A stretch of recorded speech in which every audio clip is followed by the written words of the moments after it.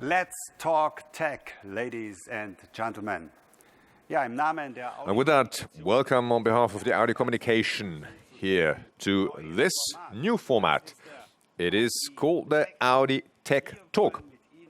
We want to get together digitally with you to discuss and debate opinions, questions with you live during this show. And let's be honest, the last weeks and months, due to the corona pandemic, it was a little difficult to meet up in person. So we thought, let's just move over to the digital world in that Tech Talk. So, what's the topic we've come up with for this first show? It's the premiere, of course, of our Tech Talks. And we thought there's one topic that interests and keeps not only you, the journalists, on their toes in everyday life, but also plenty of customers, the drivers of electric vehicles. It's all about electric charging. And charging an electric vehicle is something that's still slightly underestimated by the public. And of course, it's a bit difficult maybe to get a grip on the whole topic of charging and to report objectively and neutrally, or to make neutral comparisons. But that's what it's all about today, because we're not just going to focus and prioritize the Audi e-tron. No, we really want to talk with you on charging as such. But to this end, we need experts here on the show who I'd like to introduce. So, from Audi, we've got Silvia Gamli. She's a developer addressing charging duration and charging efficiency. And another colleague from R&D is Frank Kindermann.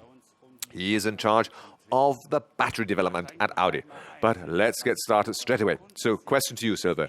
What's, from a customer perspective, the most important aspect, no matter whether you charge at home or on the highway? Well, let's start with charging at home, where typically most charging processes happen.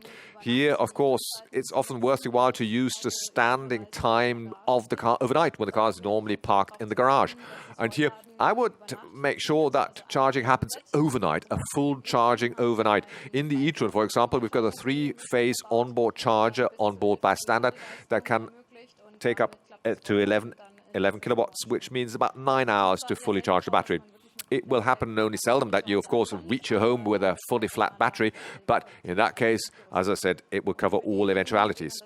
And for those of you who still find this to be too slow, by the end of this year, you will have a second optional onboard charger that can ramp up that charging capacity to 22 kilowatts. But what about the long haul? Well, on longer trips, of course, for a convenient long-haul trip, you need to be able to fast charge. And to keep the waiting times, the stand-down times quick, during the development of the e-tron, we put great stress to make the car fit for the long haul. And that's why I've got a DC fast charging capacity of up to 150 kilowatts. But we will see later, of course. That's more a matter of charging speed than this nominal charging capacity. Okay, before we look at this in detail, charging speed versus charging capacity or maximum charging capacity, we would like to hear from you, Frank, first. What have we actually got fitted in the battery system? What are the key elements? Well, to just address this, I'd like to show you this from a graphic picture here. Here, see the battery pack of the car. Here, that's where the battery is positioned. It's like a base plate, it's a rectangular block, and it's got even a structural load-bearing capacity. It's part of the body. Now, the gross energy content is 95 kilowatt hours. That corresponds to the weekly consumption of a 4-person household. Now, we've just said it's the interplay of the entire system that needs to be borne in mind, because we want to be able to charge fast with DC, but of course, we also want to be able to charge from a normal socket with AC at home. But as the battery can only take in DC, it's important that our onboard chargers, here, marked in red, that's the 2 onboard chargers, can actually convert your AC to DC. And they will then, next to the battery pack, we've got our battery junction box, which is vitally important. And the green lines here, that's what you would use during fast charging, and that's where DC would be directly fed into the battery. What you can't see, however, is that especially when you fast charge the car, or if the battery is not in the ideal temperature range, one important element is that underneath the battery, we've got a cooling system fitted to the battery to make sure that the battery pack is cooled or heated up accordingly. So if we need to fast charge Sylvia, then you also have to have certain ambient conditions. You said it earlier. The charging speed is maybe more important than the nominal charging capacity. Can you explain to us why? But what is really vitally important? Well, as we just heard, the battery stores a lot of energy, and this energy is, of course, consumed while you drive, step by step. And if you take the car for a long trip, then, of course, it's a matter that in the stops you take in between to recoup that energy as quickly as possible into the battery. Allow me to just draw that to you, the physical background, but no worries, it's a single formula. Namely, E is electric energy, is made up of P, that's the charging capacity, multiplied by T, the time. And these two factors mean the energy that is recharged. And often what you will see is if you look at fast charging capability, or if you want to compare fast charging capability between different concepts of different cars, then you often see that the P is stressed, that's the charging capacity, and here one is seeking to have the highest possible rating. But to maximize energy, and that's what it's really about, T is equally important. The time it takes to charge is equally important. That's the durability of that peak performance or peak capacity. And to maintain that capacity for as long as possible, an important factor is, of course, the thermal management, because obviously with high charge currents, the cells heat up very quickly.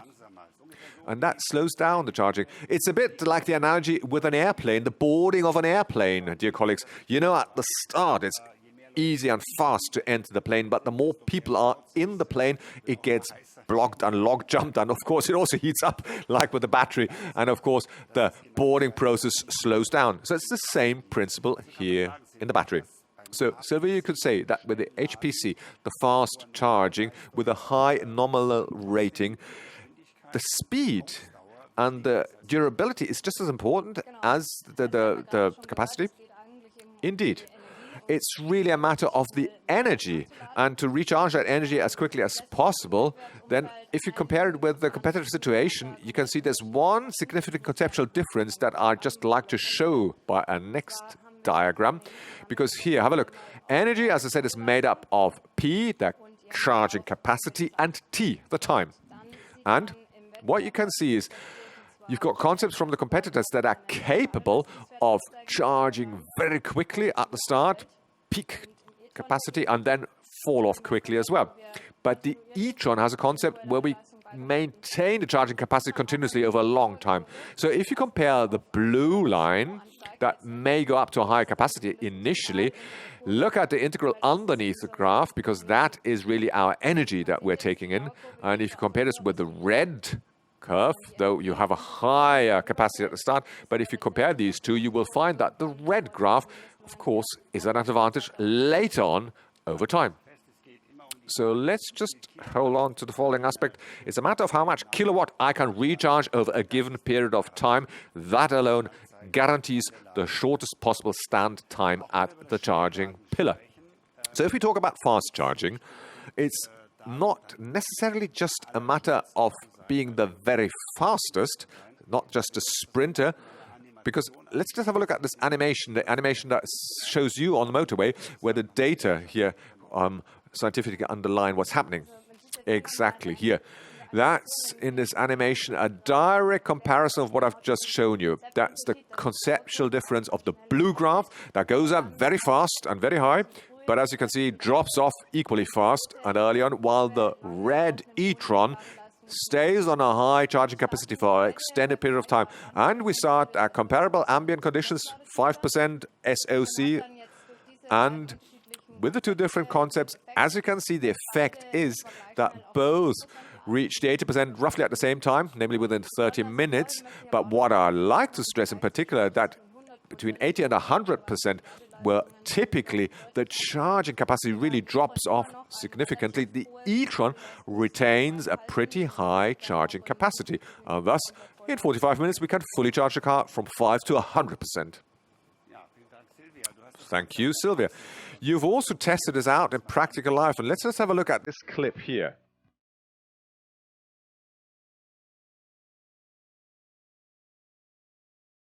Wir sind gerade an der Schnellladestation am Köschinger Forst in der Nähe von Ingolstadt. Wir sind jetzt auf der Autobahn hierher gefahren mit 5% Restladezustand, haben schon mal den Ladestecker eingesteckt und jetzt zeigen wir, wie schnell der e-tron in der Praxis laden kann.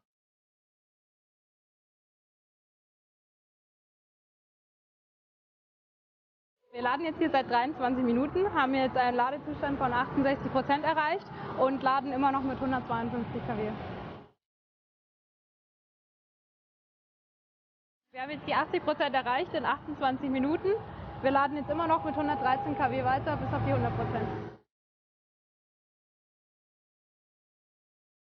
Wir haben jetzt in 42 Minuten die Batterie einmal von 5 auf 100% Ladezustand vollgeladen und dann kann es wieder weitergehen.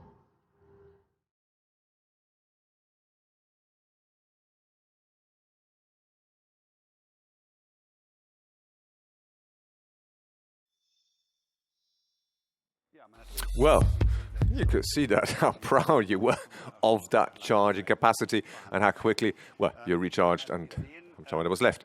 So we saw it is important to have this high charging capacity maintained for a long period of time.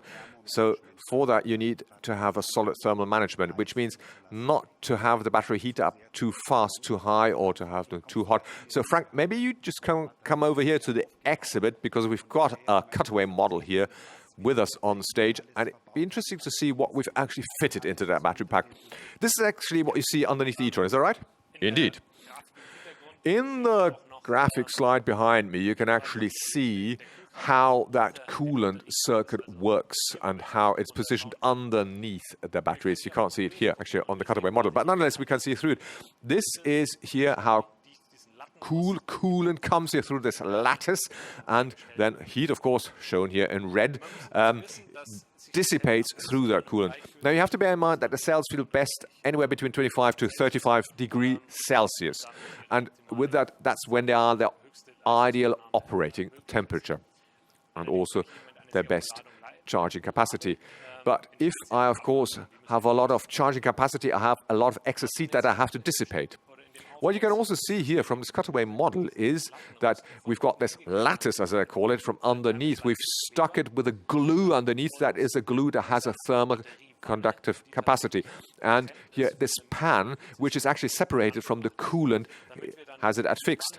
Now, this cooling pan and these modules need to be connected, of course, accordingly, which requires a lot of energy and effort into the development of what we call the gap filler. That's another thermally conductive paste, which means we've got this ideal thermal connection between the coolant and the battery cells. Which means the heat from inside is dissipated through various pastes and cooling agents outside. And how do you actually fit that coolant into the system? Well, it's actually quite interesting to note that the cooling system of the e-tron is quite sizable. In the e-tron, you will have about 40 meters of cooling circuit, 40 meters, split up into 4 different circuits. One here is just responsible for the HV, for the high voltage charging system. And in that 40 meters, you will find 22 liters of coolant liquid, which is quite a bit as well. And one aspect, of course, that I'd like to point out in particular is that the cooling system is outside the battery pan, which means even in the case, or if there's a leakage to the cooling system, to the coolant, there is no entry of the coolant into the high voltage system.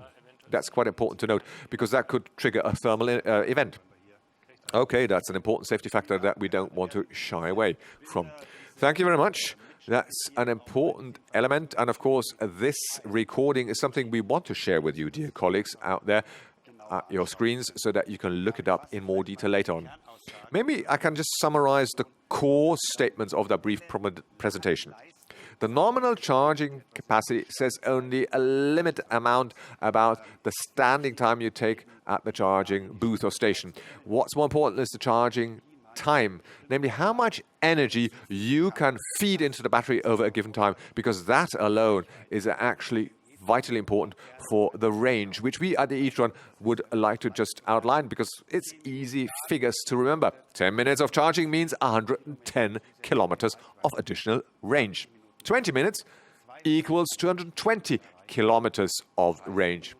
Accordingly, 30 minutes, that's 330 kilometers of range. On the right-hand side, you see once more summarized how long it would take you to stand to have the battery charged 100%. It's a mere 45 minutes with an e-tron at a fast charging station. And I'd say these are ratings that we, need not shy to compare with our competitors. And we, of course, would like to hear from you. Because it's equally important that you maybe take a few things back home from this Audi TechTalk, especially in your work for comparing different cars, electric cars, to use the same standards. And to this end, my colleague from the Audi Communication, Benedikt Stille, has come up with a number of thoughts and ideas he would like to share. Because Benedikt, join us and tell us what the journalists, the colleagues, should consider to really arrive at objective test work. Well, thank you, Wolfgang. As you already mentioned, in the last few days, weeks, or months, really, we've looked at the international press presentations and reports and looked at how the different boards, editorial boards, compared electric cars that are available already on the market. And we noted that charging has not really been presented in all its different facets. And so we also spoke with the colleagues from the technical department, here like with Sylvia from our R&D department, to see what are the factors that are really telling, that are really, shall we say, fair and equitable in a, fair comparison. So what we think for a customer transparent communication, and above all, for communication with a customer who's got no experience with electric mobility, is the charging speed. Because you've put this quite nicely, that's the figure that you normally find on your deck of cards. That says very little, in fact. Okay, so what are the key facts and figures for the, comparative purposes? Okay, if I compare different electric models, I need to look at the same ambient conditions. They need to be comparable. That's the ambient temperature, for example. That means electric cars should all be metered and compared at similar temperature, outside temperature, because as Frank said, that's a vitally important criteria when you come to the charging booth. Then the charging booth itself should be the same model, because there's also differences from the different charging service providers. Then, furthermore, the onboard consumption, if, for example, my climate control is on or my seat heating is activated, all of these side consumers need to be on a comparable level. And of course, the most important one is the residual SOC. SOC stands for state of charge, meaning how much percent have I got left in my battery pack. And this SOC, of course, makes, the charging curve contingent. It decides when the battery reaches a given charging temperature. So what would be the ideal lift, as we call it? What's the ideal lift for battery charging to actually meter charging behavior? Well, we at Audi internally always gauge the lift from 5 to 80%. And that's where we actually then allocate the time, how long it takes us at the charging booth. Now, the German Automotive Manufacturers Association also want to define criteria that are more transparent for the customers, and they suggest a lift from 10 to 80%. It's interesting. So also the authorities are thinking of how to meter and gauge electric cars in a fair and transparent way. Well, let's hope that we've whetted your appetite, maybe for the next Audi Tech Talk, because this is only a premiere. We will conduct this on a regular level, and we look forward to further chats and dialogue with you to your questions. So thank you very much for joining us. I know it takes your time, but hopefully you can now go into your well-reserved evening. We are starting today, and we look forward to seeing you the next time. Goodbye.